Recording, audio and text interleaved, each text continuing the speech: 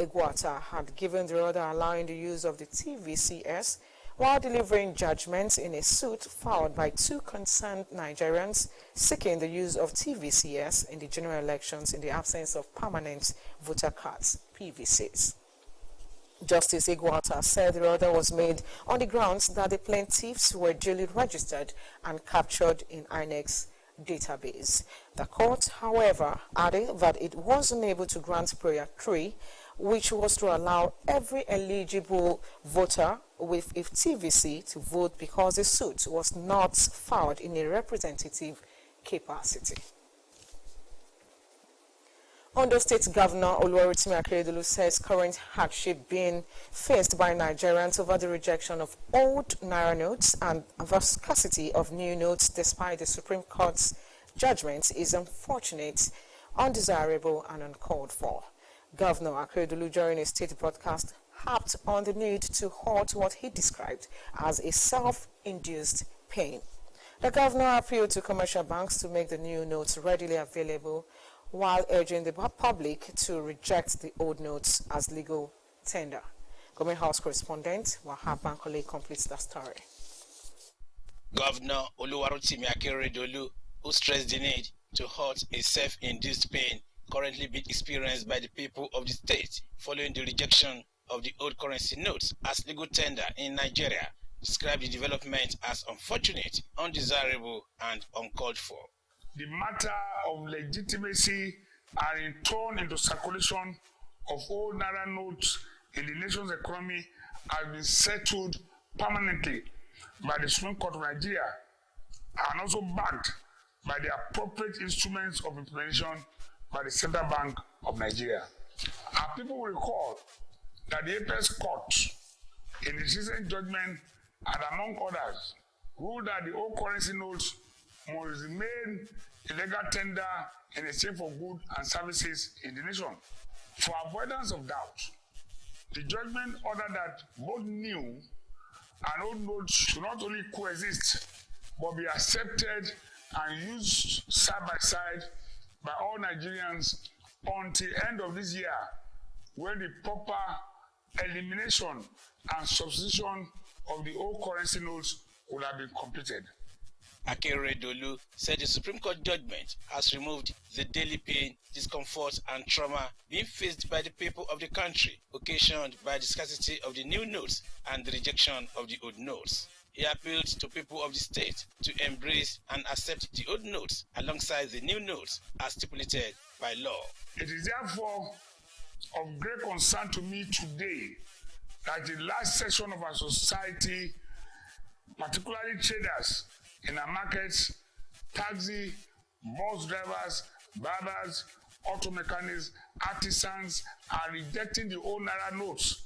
It will stifle our local trade and business transactions, weaken our economy, and cause us great harm for unavoidable troubles.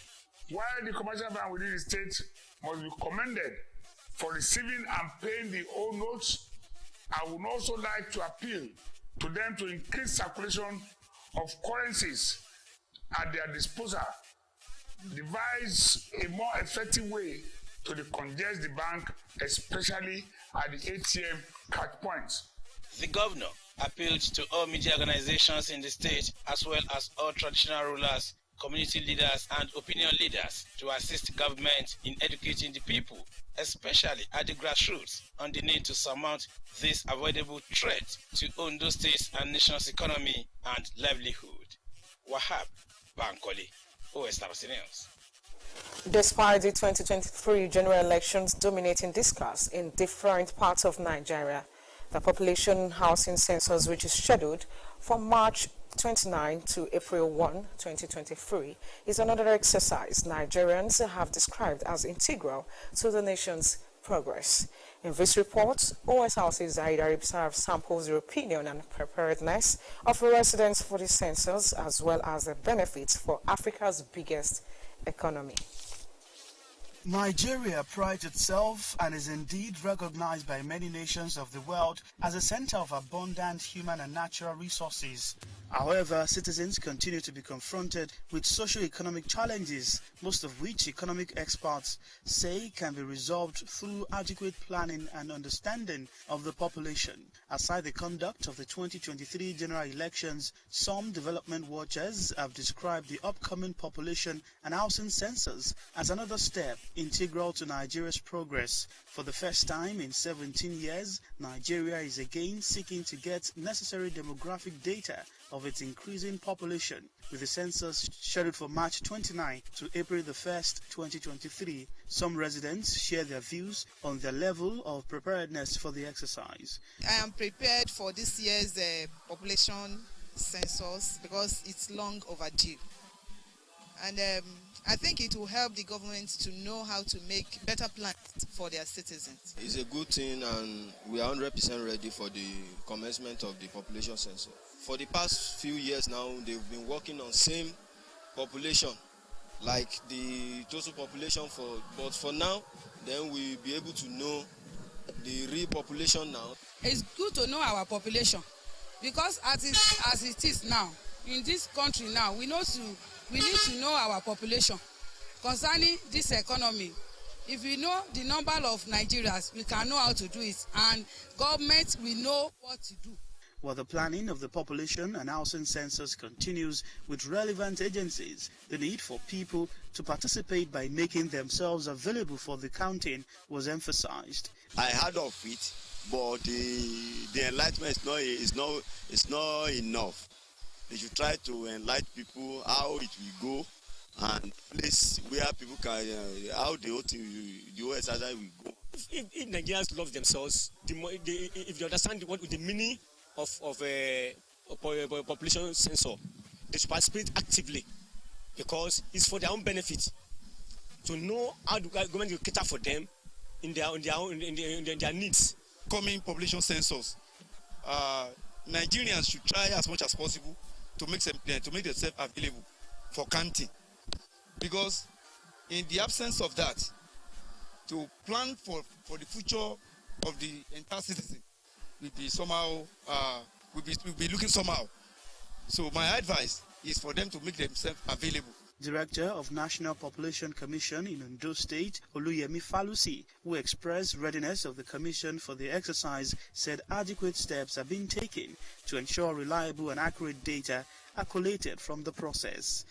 Census is about human beings, and it means the person or the persons are central to our activity. So the first thing we expect from every person in the society is cooperation. Everyone must cooperate with us.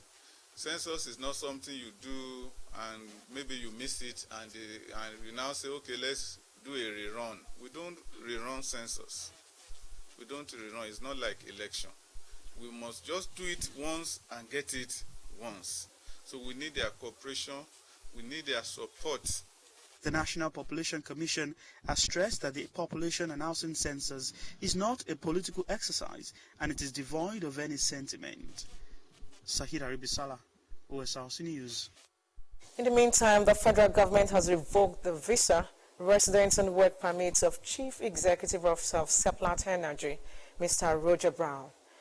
A statement by the new media assistant to President Muhammadu Buhari, Bashir Ahmad, on his verified Twitter handle, stated that Mr. Brown was stripped of his rights in Nigeria due to alleged act of racism. According to him, Mr. Brown has been accused of favoring foreign workers at the detriment of Nigerians.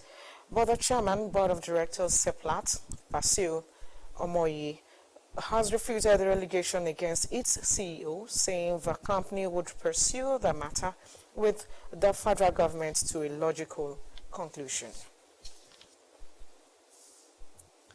And now on sports, the Nigerian Football Federation has moved the final round of Under-23 African Cup of Nations qualifier game between Nigeria and Guinea, which will be played on March 22 from Ibadan to Abuja. The game was earlier scheduled for the Lekon Salami Stadium at Damashiba, Ibadan, with the return leg coming on March 27 in Guinea.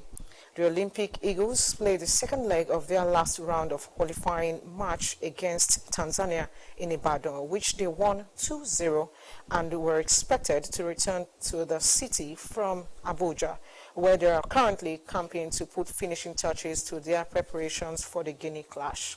In a statement, NFF's Director of Media and Communications said the fixture will now be played in Abuja 2 days before the Super Eagles will host Guinea-Bissau in a 2023 AFCON qualifier at the same venue.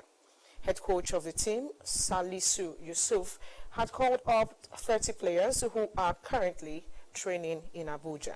The winner over 2 legs between Nigeria and Guinea would advance to the finals of the Africa Under-23 Cup of Nations, scheduled to be hosted by Morocco in June. And that makes it a wrap on Developing Stories. Thank you for watching. Good morning.